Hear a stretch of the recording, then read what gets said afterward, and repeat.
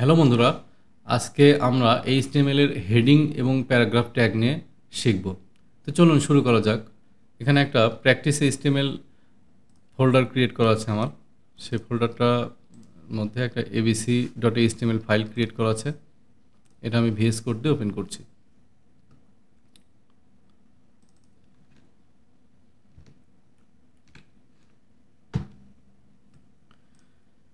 এখানে আমরা গতদিন কমেন্ট প্র্যাকটিস করেছিলাম, আমি এটাকে কেটে দিচ্ছি। তো হেডিংটা মূলত আমরা কেন শিখব? HTML এ আমাদের হেডিং আছে 6 ধরনের: H1, H2, H3, H4, H5 এবং H6। তো H1টা হচ্ছে সবচেয়ে বড় লেখা, H2টা হচ্ছে তার চেয়ে ছোট লেখা, H3 হচ্ছে তার চেয়ে ছোট লেখা, এভাবে H6 পর্যন্ত। তো এখানে আমি প্রথমে H1 লিখতেছি।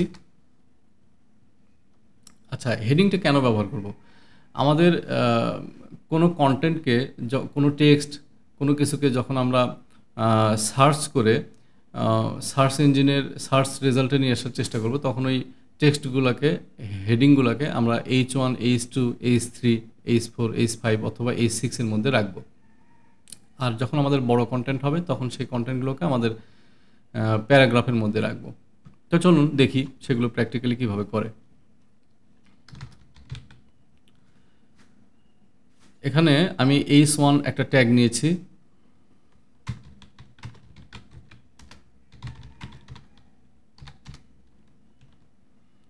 H2 একটা ট্যাগ নিলাম।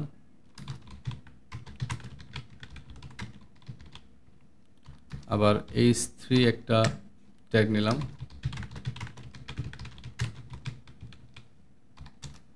H4 নিলাম।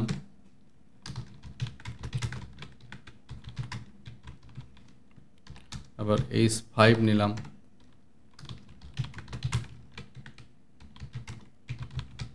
এখানে H6 নিলাম।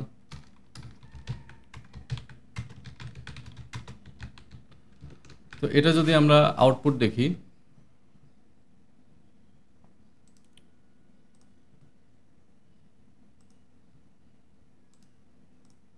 তাহলে দেখতেছি এখানে H1 হচ্ছে সবচেয়ে বড় লেখা, H2 তার চেয়ে ছোট, এবং এভাবে H6 পর্যন্ত আছে।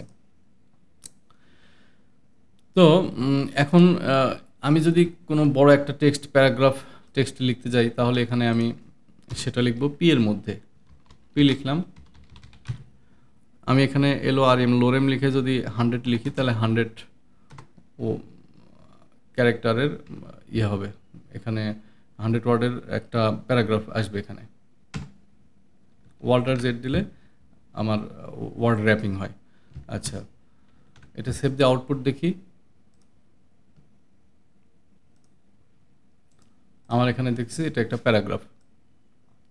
তো কখনো কোনো টেক্সট যদি হেডিং এবং কন্টেন্ট একসাথে দেখানোর প্রয়োজন পড়ে, হেডিং প্যারাগ্রাফ এগুলোকে একসাথে আমাদের দেখানোর প্রয়োজন পড়ে, তখন আমরা এইভাবে টেক্সটগুলোকে H1 থেকে H6 পর্যন্ত যে কোনো ট্যাগের মধ্যে হেডিং এবং তার প্যারাগ্রাফ, লং টেক্সটটা আমরা প্যারাগ্রাফের মধ্যে রাখব।